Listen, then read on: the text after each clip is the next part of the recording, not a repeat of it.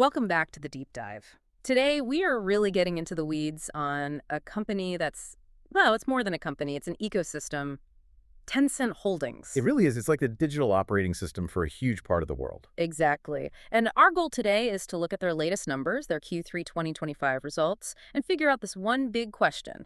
Is Tencent a high-quality compounder that you pay up for, or has it actually become a cheap, deep value stock? Yeah, that tension is everything right now. You've got this incredible high-growth tech machine on one side and this potential deep moat value play on the other. So we're going to apply some classic standards here, right? Like what Benjamin Graham or Peter Lynch would look for. That's the plan. Yeah. Using their frameworks to see if today's price offers any real margin of safety. Now, we should be really clear here from the start. Absolutely. We're here to break down the facts and the models to help you understand what's going on. This is purely for educational purposes. We are not giving investment advice. The markets are volatile. Things can change in an instant. So please, always do your own deep research before making any decisions. All right, let's get into it. Segment 1, the machine itself. Let's start with the latest scorecard, Q3 2025. The numbers are pretty impressive. Total revenue hit about 192.9 billion RMB. Which is up 15% year over year. That's a very healthy clip. And you know what's even better? The profitability. Their non-IFRS net profit was 70.6 billion RMB. That's up 18%. Okay, so just to clarify for everyone listening, when we say non-IFRS, what are we really talking about? What's being stripped out there? It's basically the number management prefers you to look at. It pulls out big non-cash items, think share-based compensation, one-time charges, things like that. So it gives you a cleaner look at the core business's earning power. Exactly. And that core business is humming, with an operating margin around 38%. And the cash generation, it's just immense. Free cash flow, or FCF, was 58.5 billion. Now, that was actually flat compared to last year, but it's still a staggering amount of cash. They're sitting on a net cash position of over 102 billion RMB. And they are not letting that cash just sit there, are they? Not at all. And this is a huge signal. They went on a buying spree of their own stock. They purchased 35.4 million shares in just Q3 alone. That's about, what, 21 billion Hong Kong dollars? It is. That's management putting their money where their mouth is, saying, we believe our stock is undervalued. It's a massive vote of confidence. We'll come back to that. Okay, so before we get to the risks, let's just quickly break down where this fire hose of revenue comes from. Our sources show 3 main pillars for 2024. Right. The biggest slice at 49% is still what they call value-added services.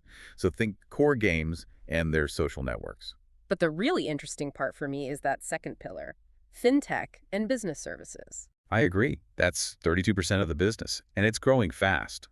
We're talking payments, wealth management, cloud services. This is what turns Tencent from just an entertainment company into a utility. Something essential. Something essential. And then the third pillar, at 18%, is marketing services online ads.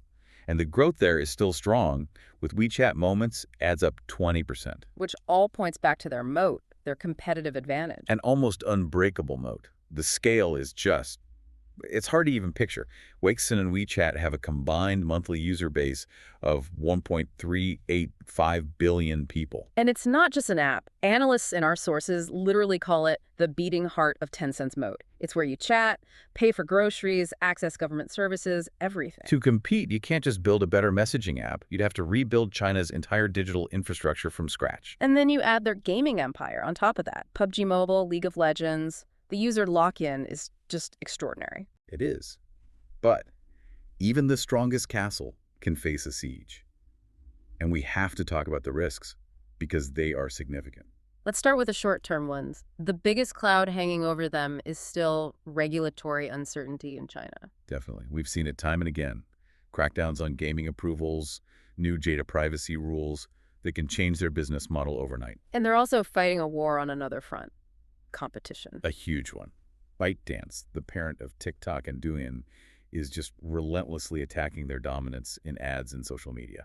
And on top of that, you have the geopolitical stuff. U.S.-China tensions are real. They are, and it's causing practical problems, like getting the high-end AI chips they need for their cloud business is becoming much harder. So those are the immediate headaches. What about the big, scary, long-term risks? Well, the geopolitical friction could always get worse. I mean, think sanctions, bans, things that could just cut off their overseas business. And there's also the risk of just becoming obsolete. Right. The tech landscape is always shifting. What if Web3 or some new form of AI makes their super app model look old-fashioned? As the analysts say, regulatory uncertainty and geopolitical shocks deserve close watch. So to fight all these threats, they have to invest heavily. And that's reflected in their cost structure, isn't it? It is, completely. Most of their costs are fixed. They have to pay for the best tech talent, for massive R&D. We're talking over 112 billion RMB on employee benefits in 2024. 70 billion on R&D. So they can't just flip a switch and cut costs in a downturn. Not really. They can trim marketing spend, sure, but the core R&D and talent costs are essential to just defend their position. They have to keep spending just to stay ahead. Which brings us back to the people in charge, the management team. And that's a source of strength. It's an incredibly stable team led by co-founder Pony Ma. These executives have been navigating this complex environment for decades. And their interests are aligned with shareholders, right? Insiders own a huge chunk of the company. About 31.8%. So management's own wealth is tied directly to how the company performs. And shareholders mostly love them. Most resolutions at the AGM get 98–99% approval. But there was one exception that was really telling. Ah, yes. The proposal to let the board issue new shares. That got almost 31% opposition. What does that tell you? It tells you that investors, while they trust the team, are terrified of dilution. They're demanding capital discipline. And yet, they fully supported those massive share buybacks we mentioned. The plan for 80 billion Hong Kong dollars more in 2025. Which is the clearest signal possible that management looks at all these risks, looks at their stock price, and thinks the market has it wrong. Okay, so that is the perfect setup for our final segment, the deep value screen. We have this amazing cash-gushing business with a confident management team, but it's surrounded by risk. Does it pass the test? First up is the quality check. The safety screens Benjamin Graham would have obsessed over. And here, it's an easy pass. Balance sheet safety. Flawless. Almost no net debt, a huge cash pile. Interest coverage is basically infinite. Profitability and cash generation. World-class. Their 10-year average return on equity is around 20%. Free cash flow is positive every single year.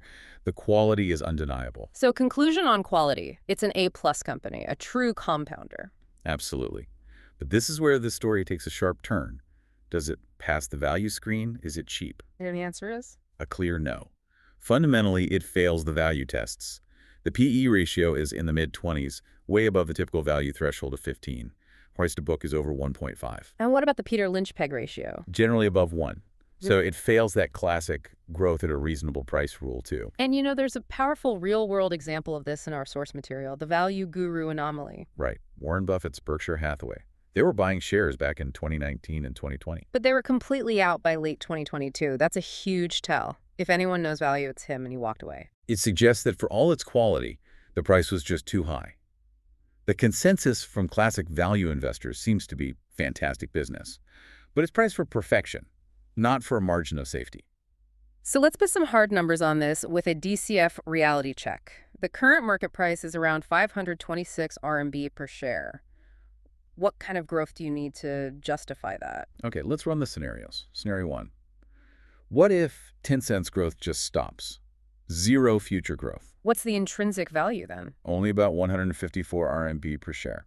Okay, so that's not it. What about a more conservative, say, 5% long-term growth rate? That gets you to about 207 RMB a share, still way below the current price. So what if we assume they can keep up their historical 10-year average, which is a very aggressive 15% growth rate? Even then, the intrinsic value comes out to around 348 RMB per share. Wow. So the implication is pretty stark.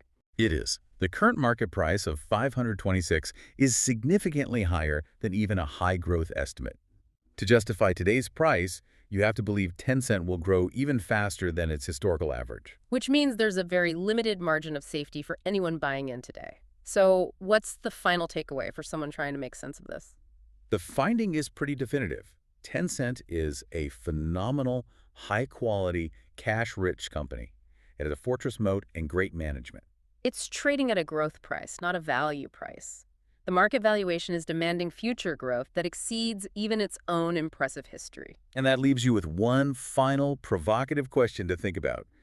Given that management is planning to spend another 80 billion on buybacks. A clear sign they believe in future growth. Exactly. So what risks are they looking at and minimizing that the rest of the market is pricing in so heavily? And just how much faster than 15% a year do they think they can grow to justify betting the farm on their own stock right now? That really is the multi-billion-dollar question. It perfectly captures that tension between incredible quality and a very demanding price. Thanks for joining us for this deep dive. And just a final reminder for everyone, all of this is for educational purposes. It's based on public data, and it is not investment advice. Please do your own research before making any decisions.